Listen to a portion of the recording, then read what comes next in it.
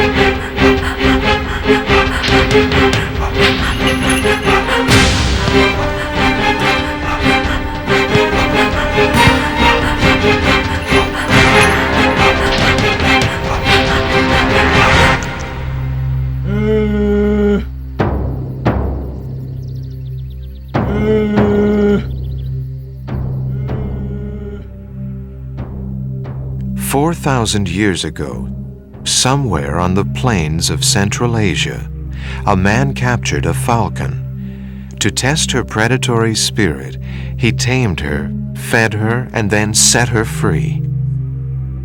In search of prey, she soared higher and higher. From far above the clouds, she spotted her quarry and made her kill. But then she did not fly away from the man. Instead, she shared her catch with him. On this occasion, long ago, was born the art and science of falconry.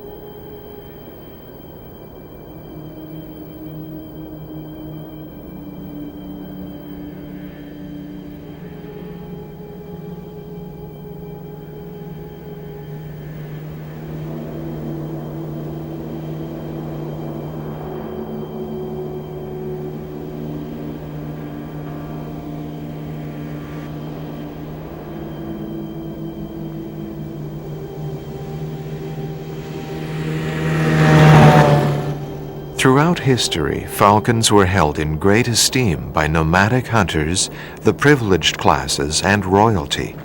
The art of falconry rose in popularity from antiquity to the Middle Ages, when its influence spilled over into daily life and politics. Laws were created to regulate falconry. Stealing a falcon became punishable by death. In many instances, kings and princes were so preoccupied with falconry that they neglected their official duties.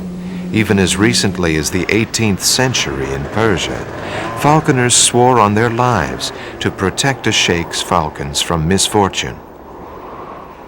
So prominent and so prevalent has been the art of falconry that it has undeniably influenced the course of history.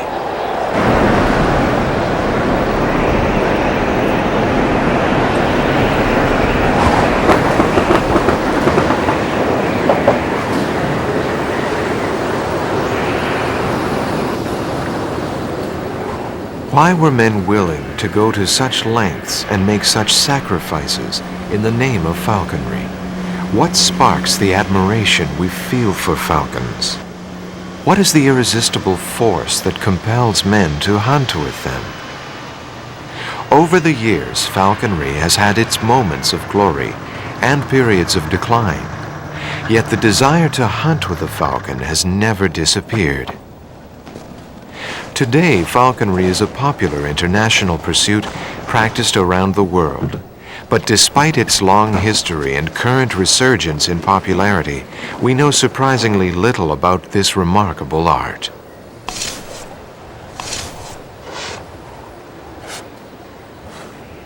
Our story is an epic journey through time and place in search of an answer. Why has this complex and enigmatic association between man and bird existed throughout history? Our story is also that of Eric, a falconer who has arrived in the Canadian Arctic with one desire: to find and fly a gerfalcon.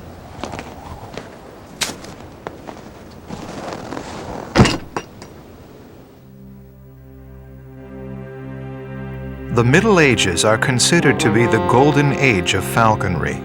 Its importance is demonstrated in the many depictions of falcons in the Bayeux Tapestry, a 70-meter-long masterpiece telling the story of the invasion of England in 1066 by William the Conqueror.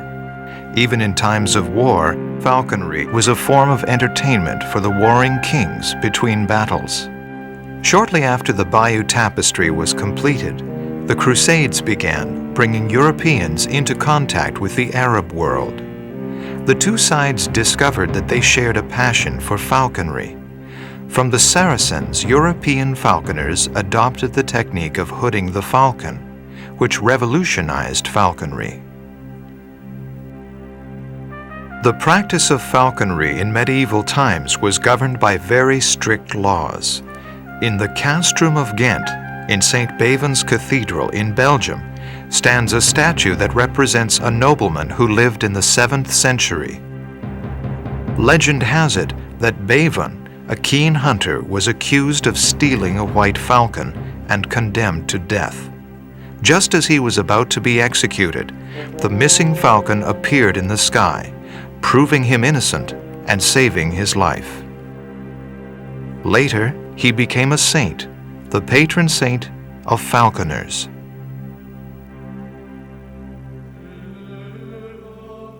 The definitive manuscript on falconry is De Arte Venandicum Avibus.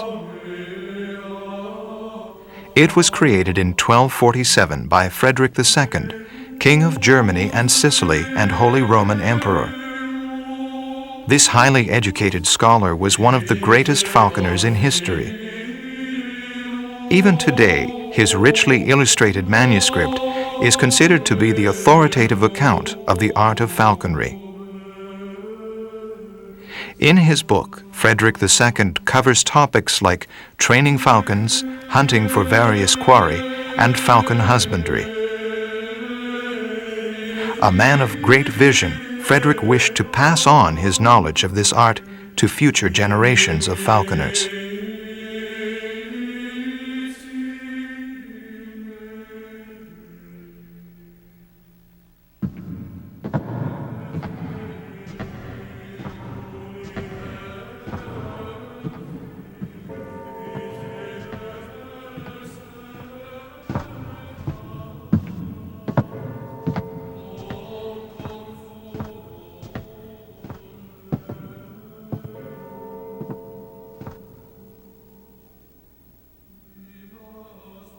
That is all for today.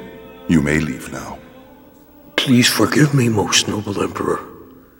May I ask a question? Tell me, please, Your Highness, what has driven you in this work? What is it that has led you to this undertaking, has pushed you to write such a tremendous manuscript as this one?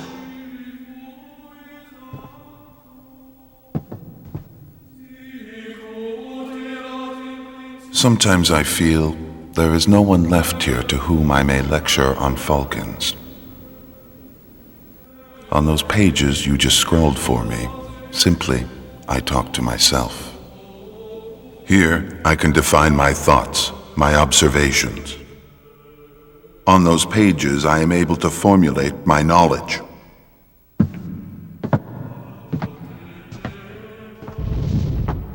I will vanish, as we all do, but the art of falconry will stay alive, as long as the falcons fly. After all, this art is a love, and love is eternal. Arte venandi cum avibus.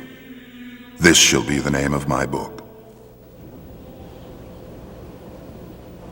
De arte venandi cum avibus. The falcon spirit is different from man's. It is unconstrained, self-reliant, and usually stronger than ours. She has no self-pity, no fear. That is why we admire her so. Even on the brink of death, her spirit remains intact. It is almost like a tangible aura. Contact with such a spirit enhances, inspires, and strengthens our own through example and affiliation.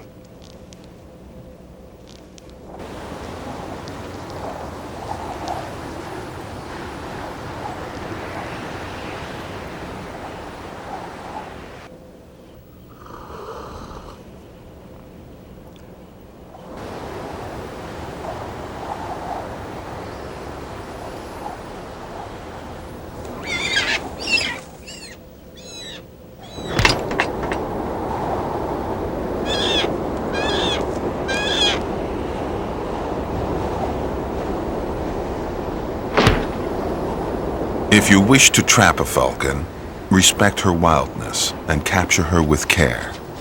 Never break her spirit.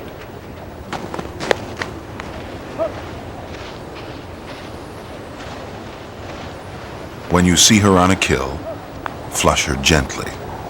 You must not rush. Move slowly, like another creature just passing by. When you near her, she will fly and watch you from a distance.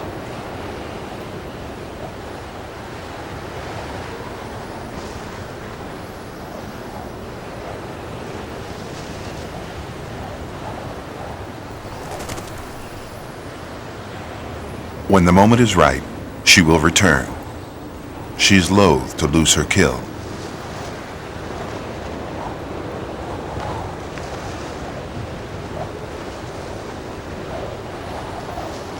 Set a very fine net over her catch, brown for fields, white on snow.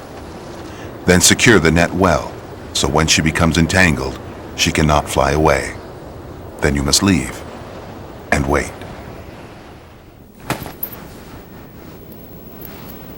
Come on, Herman. Move.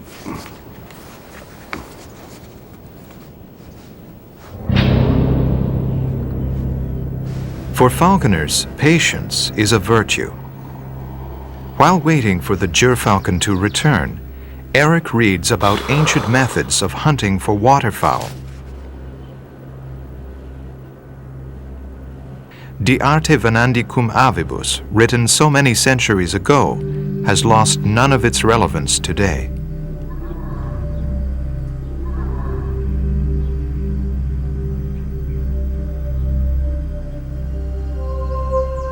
There are various localities in which man is in habit of hawking duck. Among them we find small pools of still water and slowly winding brooks.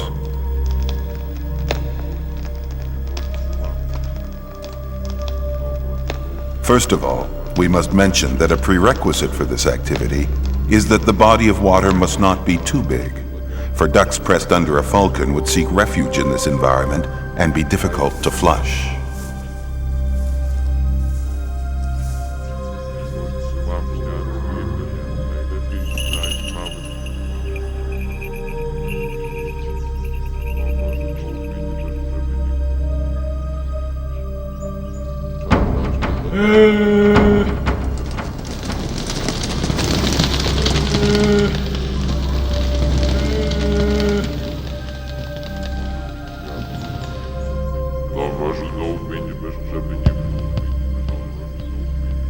various localities in which man is in habit of hawking dung.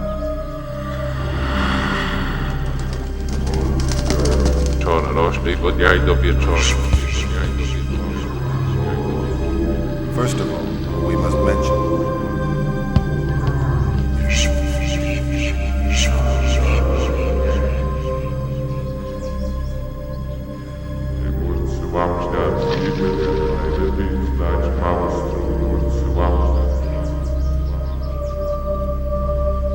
Awake! Awake!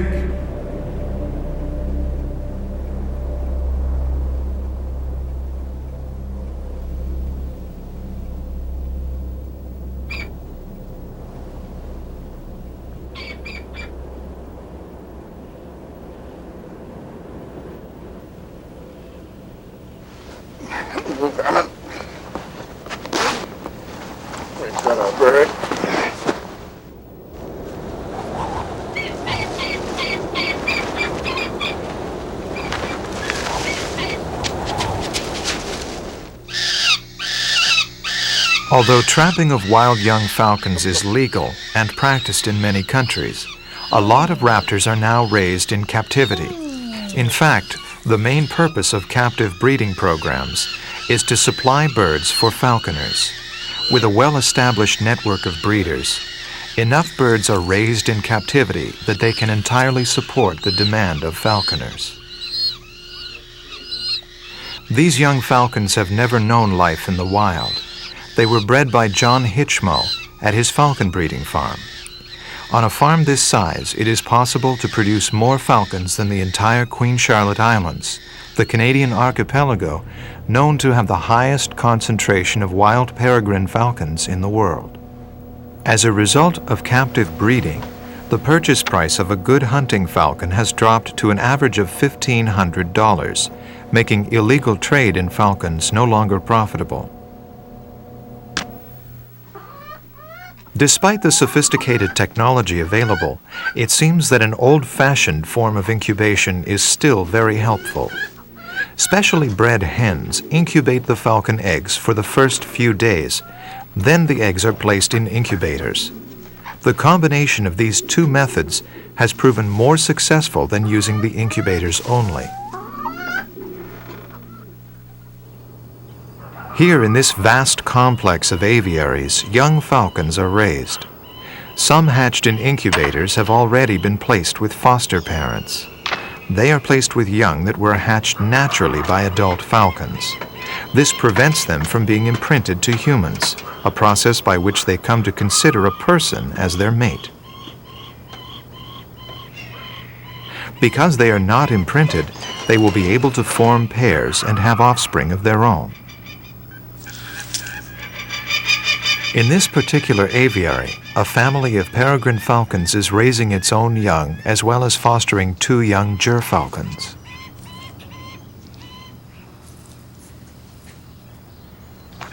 It is also useful to have some birds that are imprinted. These birds are raised from hatching by a handler and have no contact with falcon parents. They consider the handler to be their partner. This peregrine female bows her head in a courtship ritual with John, which stimulates her into developing and laying eggs for him. Because she is not in contact with a male, she must be artificially inseminated for the egg to be fertile.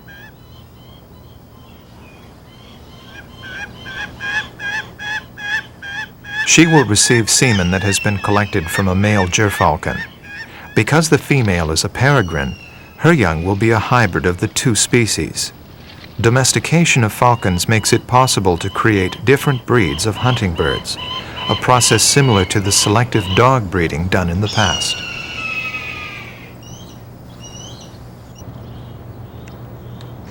But it is difficult to make a living as a professional falcon breeder. In order to supplement his income, John has another job. He has been contracted to fly his falcons in order to keep starlings away from government buildings in Victoria.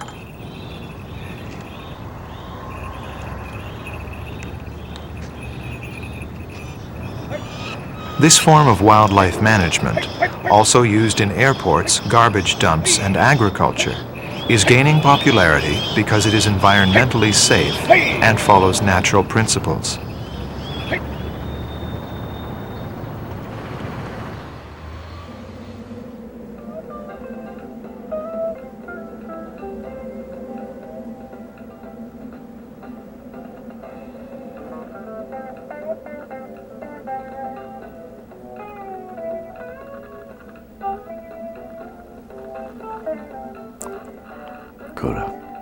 The falcon that Eric has trapped is a female gerfalcon. In the family of birds of prey, the female is larger and more powerful than the male. Since strong females have been used almost exclusively in the hunt, there is a tradition of referring to all falcons as she.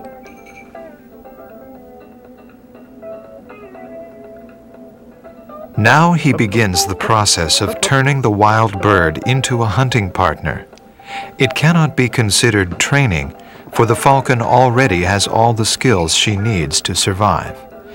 It is more like leading. The falconer leads her towards a moment of acceptance and trust that he is no threat, that an association with him is beneficial. In a few short days, Eric must create enough confidence in Kura that this wild creature capable of fending for herself will fly far away, but at the sound of her name, she will choose to return to her peculiar companion.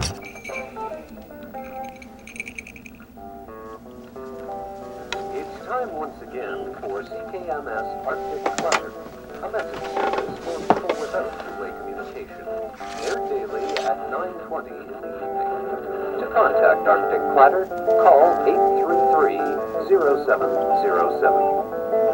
Messages coming up on today's Arctic Clatter for Jacek and Basha Streck at Tangle Lake Lodge, Eric from Natalie, and Lance and Susan Goodwin at Noisy Rain. There's one for us, Herman.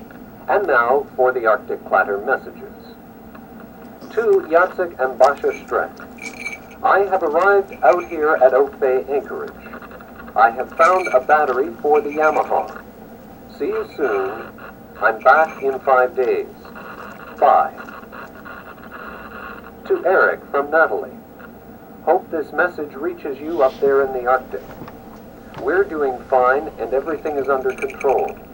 Best of luck with the Falcon and book. Stay as long as you wish.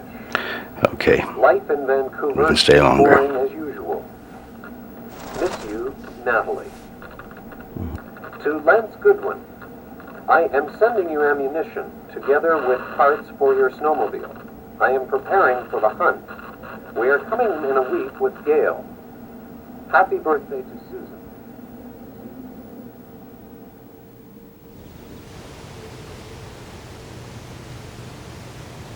Those who live in Britain and go by the name of Anglians do not use the lure in the manner I have described. They never lure on horseback, nor do they call out while luring. Instead, they go afoot and toss the lure high in the air. With these words, Frederick II began the chapter called How Falcons Are Lured in Britain. The method is known as waiting on. 750 years later, Roger Upton uses this very same technique.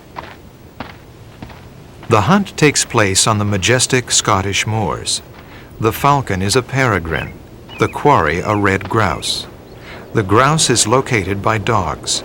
The dogs are pointers.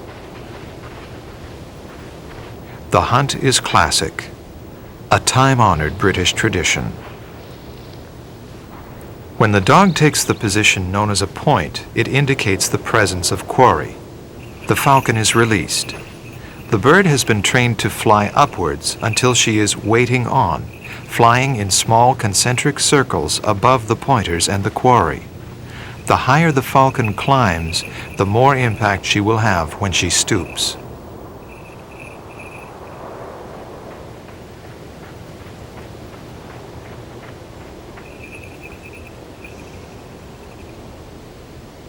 Now the falcon is in position, waiting for the quarry to be flushed. The dog swings into action. The hunt begins.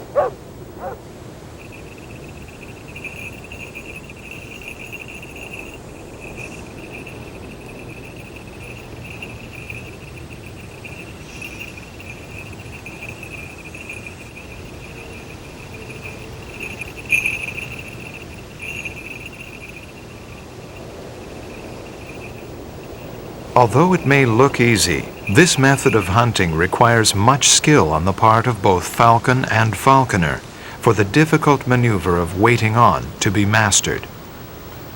For Roger Upton, it has been another day of traditional falconry.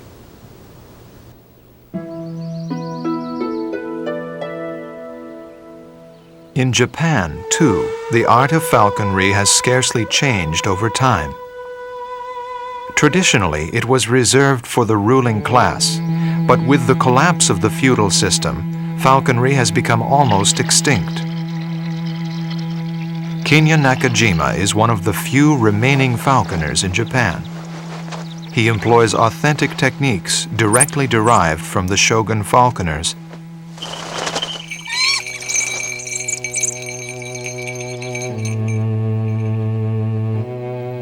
The goshawk is a favorite bird.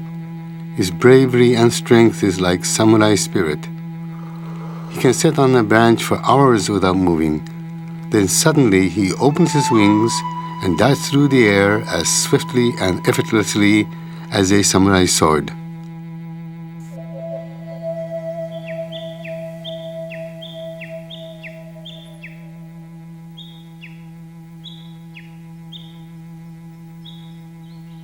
In falconry, we do not guide our bird, we fly with him.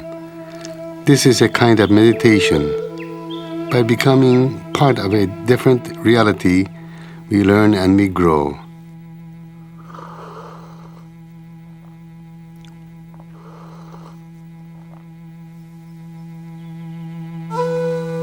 This relationship with the goshawk is very special privilege. As a falconer and biologist, I'm strongly tied to nature and the laws of nature. I feel it is my duty and my honor to carry on the long tradition of Japanese falconry, which began here 1,600 years ago. By passing on this knowledge to my sons, I will maintain this art form, ensuring that these values and ideals are not lost to the modern world.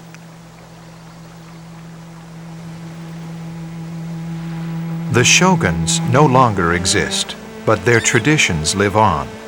Mr. Nakajima can touch the hawk only with a traditionally fashioned stick, because the bird is still considered to be the property of the shoguns. This is how it has always been done.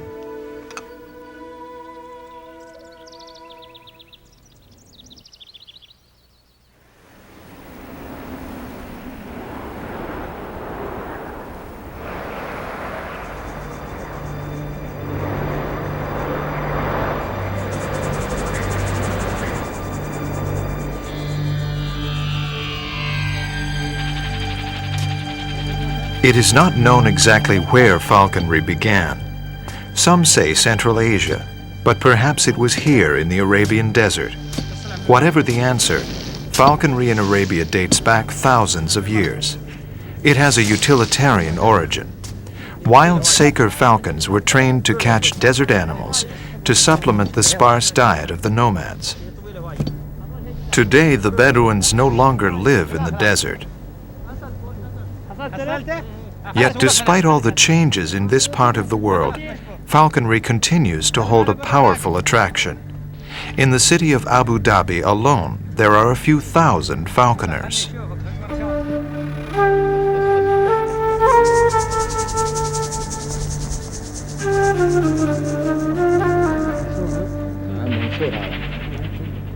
Arab falconry differs in several ways from its modern European counterpart. The falcon is sent to the chase straight from the glove in the traditional manner, and only edible animals are considered as quarry.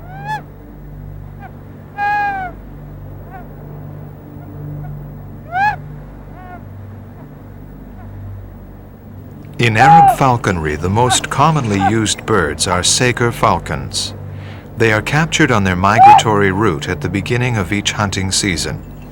Arab falconers are masters at training and taming passage falcons in a short period of time. After only 2 weeks, the birds are calm in the company of man and ready to hunt.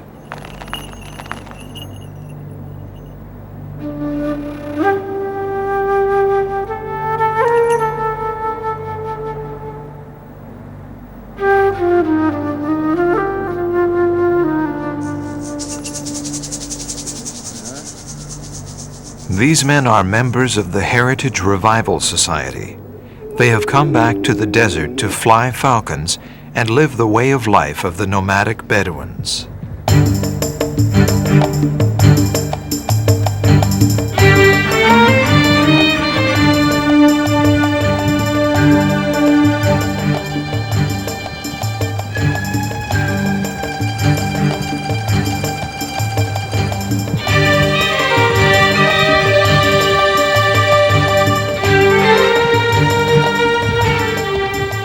The most sought-after quarry is the Hubara bustard, a migratory bird that winters over in the Arabian desert.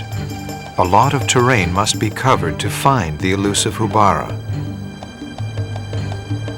Fresh tracks have been spotted, but this time it is a stone curlew, a bird smaller than the Hubara. The falcon is released for the chase.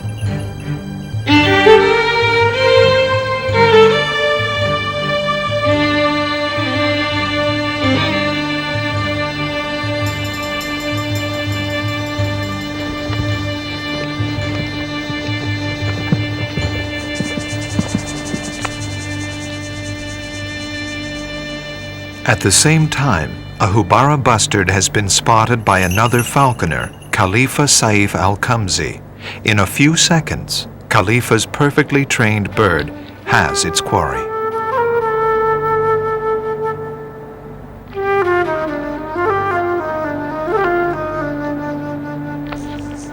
In keeping with Arab tradition, at the end of each hunting season, the falcons are released back into the wild.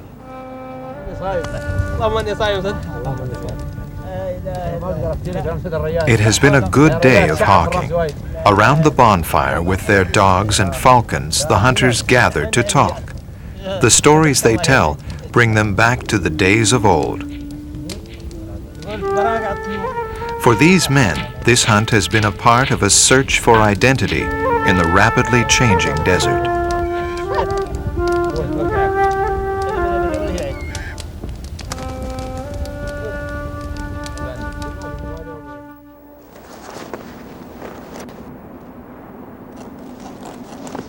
When the time comes for the falcon to be taken out for an airing, she will see many creatures that she dreads and remembers from her wild state, and this will disquiet her. So it is wise to take her on a creance 20 paces long. Furnish the lure with choice meat. Watch her reaction. If she is alert, quiet her with gentle words and offer her a small reward. Stay far from trees, as they may harbor her enemies, eagles.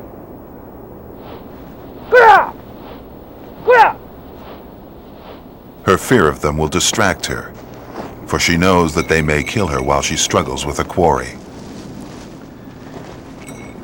Always watch for an eagle. Good. If she flies, toss the lure to the ground and be still. Give her time. She has no instinct to obey.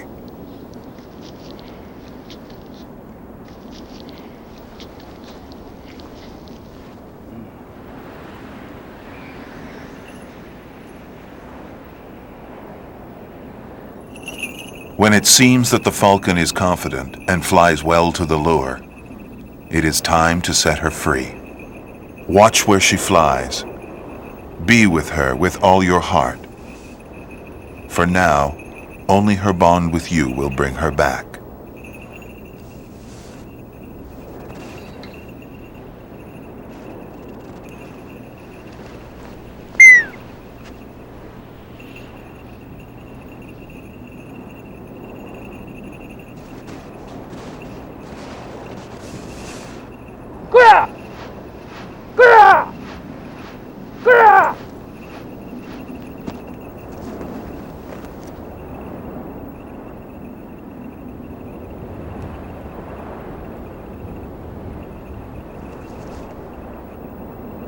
If she flies away, take your horse and ride as swiftly as you can.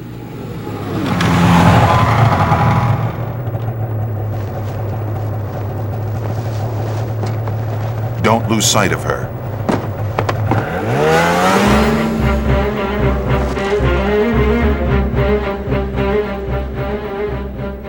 call her from the hills. Whirl a lure.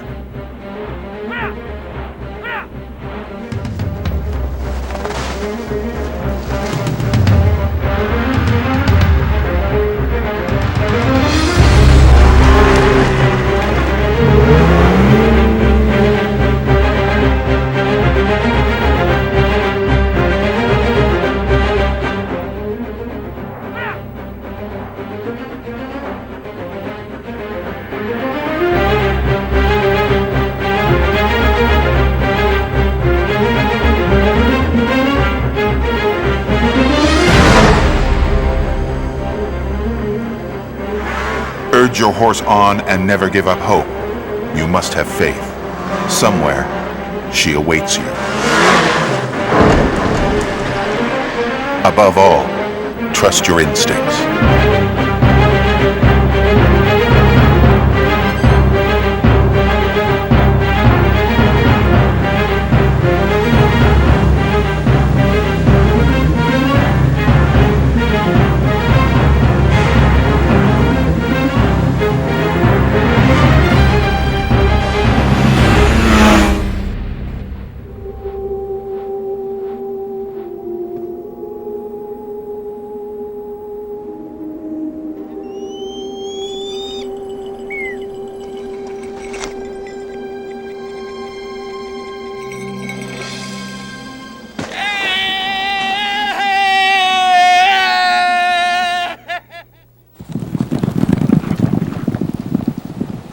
Falcon biologist, writer, and world traveler Dr. Nick Fox is one of the world's leading falconers. A dedicated man, philosophical and innovative, Dr. Fox has made great contributions to the field of modern falconry. Recently, he completed a major book on falconry, focusing on sophisticated aspects of the art. Along with his passion for falconry, Nick Fox maintains an enthusiasm for science. Working for the National Avian Research Center, he is studying the Saker falcon to prevent its population from declining in the future.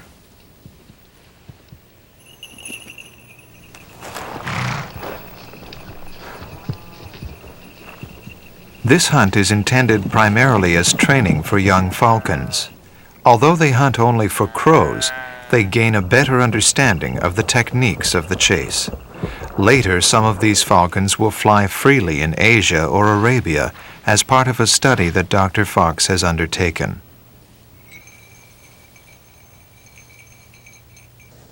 Not far from Dr. Fox's hunting grounds is the Gleneagles Hotel in Scotland. Here, Emma Ford, one of the world's leading falconry instructors, runs the British School of Falconry, the first of its kind in the world. She began teaching falconry in 1982. For me, the real pleasure of working with birds of prey is their appearance. There's something, I think, about their eyes which is very mesmerizing. And when they're in flight, I think for a little while you long to be up there with them, to actually see as they see and to be able to fly as they fly, to have that mastery of the element which man has no mastery of at all, that is air. To be able to soar and to... I think it's natural for man also to hunt. I mean, we evolved through hunting, and now we can't hunt directly as our ancestors used to. Therefore, we have to take a bird of prey and channel our energy and our hunting skills through the bird and out again. And it's like an extension of yourself.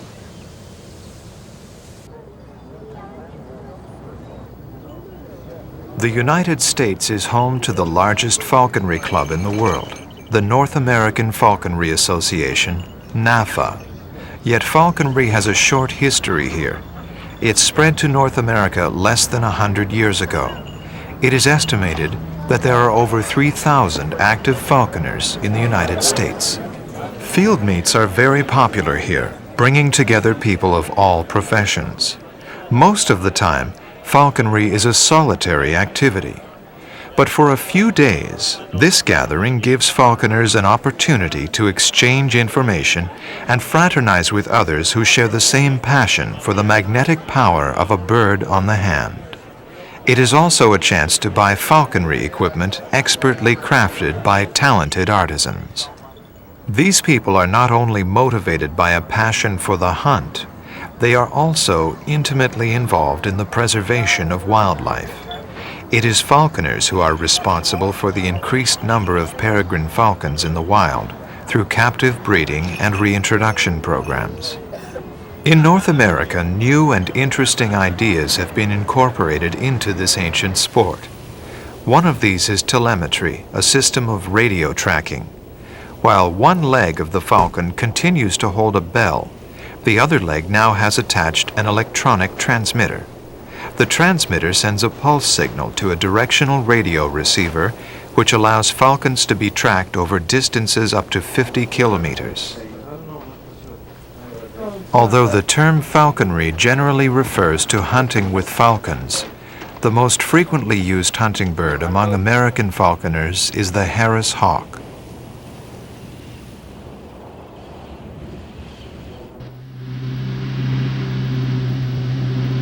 The affinity between man and bird grows deeper.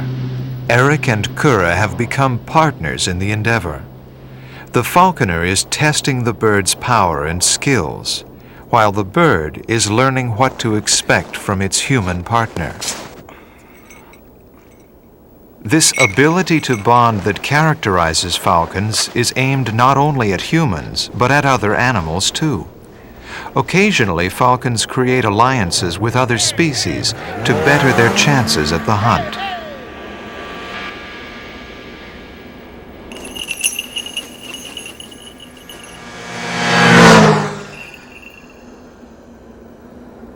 Sometimes they follow large mammals, hoping to capture quarry flushed by the unsuspecting animal. It is this same ruse that is utilized by falconers in the technique of waiting on. In the Arctic, gerfalcons have been known to cooperate with foxes to hunt for ptarmigans. Both species benefit. After a successful catch, the bird eats her share, leaving the remains for the fox. When primitive nomads began hunting with falcons, was it not for a reason similar to that of the fox? Falconry exists, not because of our desire to possess falcons, but because of these birds' unique character and ability to accept us as a part of their world. The human-animal bond is an essential element of humanity. Indeed, on the long path of our history, only the falcon holds the same esteem as a horse or dog among all the animals man has domesticated.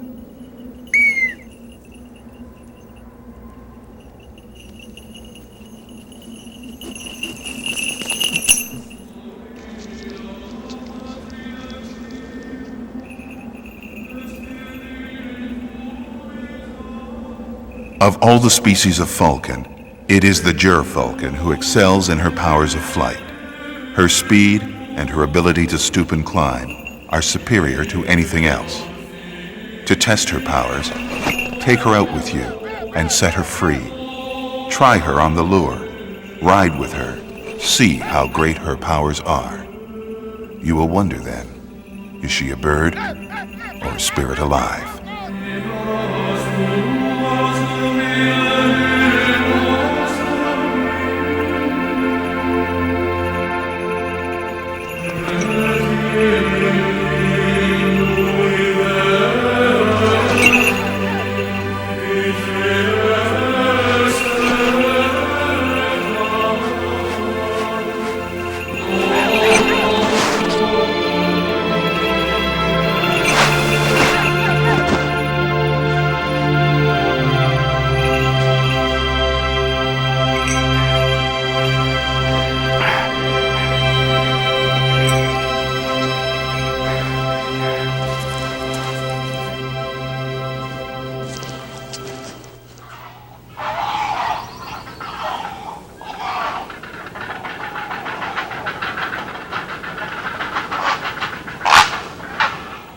The heron hunt was an elaborate ritual considered to be the most noble form of falconry.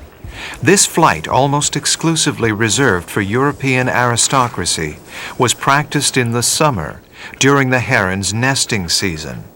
The goal of the hunt was not to kill the heron, for that would diminish the stalks, but to capture her alive and remove the 2 long thin feathers from her head.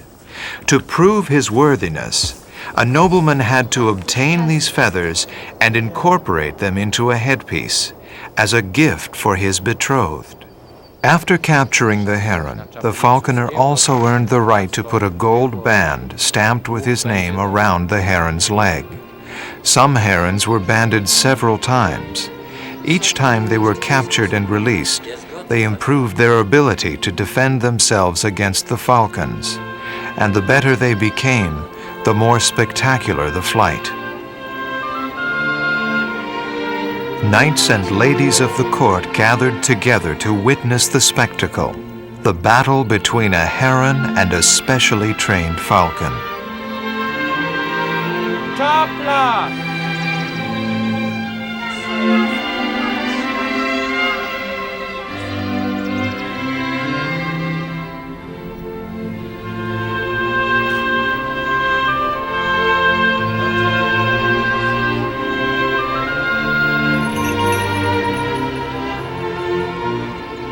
The heron is a large, slow bird, but she has an excellent defense against the swift-moving falcon.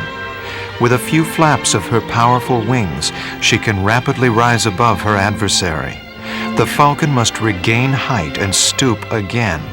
Each time the falcon approaches her, she also turns her deadly beak on the falcon to defend herself against the attack. The flight is a test of both birds' powers of endurance.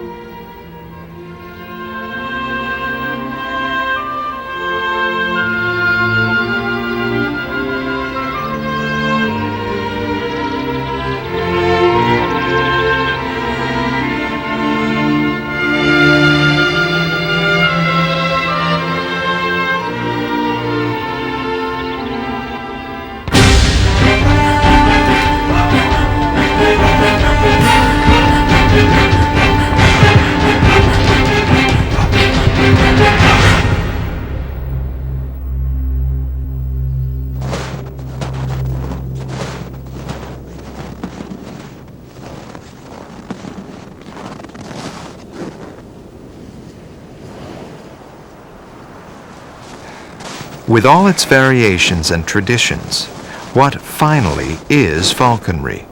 Essentially, it is a personalized and dramatic form of bird watching. It involves hunting by proxy, where the human identifies with the bird and plays the lesser role of the two. The identification is so absolute that at times the falconer is virtually incarnated in the bird. He begins to function in the uncompromising world of nature, where death is commonplace and every moment of life is an accomplishment. In this world, familiar things take on a different meaning. A crevasse in the snow becomes cover. Bushes become hunting grounds. Man undergoes a metamorphosis, receiving a fraction of the falcon's qualities and experiencing the excitement of raging flight. Falconry makes it possible to participate in a complete ritual, with a beginning and an end, with a clear goal and a chance of attaining it. It allows humans to enter into a genuine partnership requiring responsibility, creativity, and risk. Is it a way to evade the confusion and stagnation of modern life? Certainly it elevates the spirit, broadens one's horizons, and teaches a philosophy of life. If it were anything less than that, why would we be so intensely involved with a bird which is, after all, only a bunch of feathers and a few pounds of meat?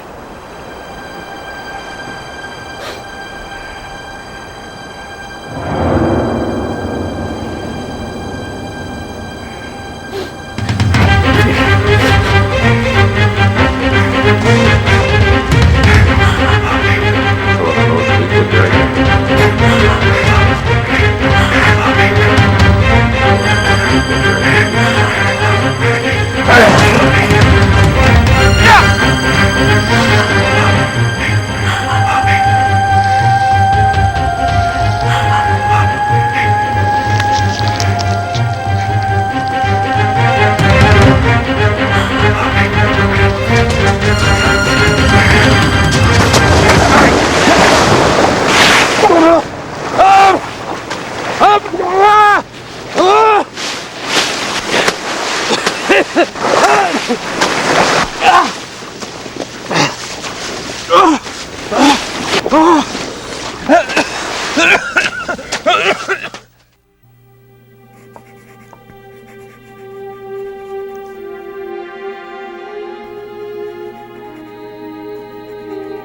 After an encounter with an eagle, the falcon flew away, never to return to Eric.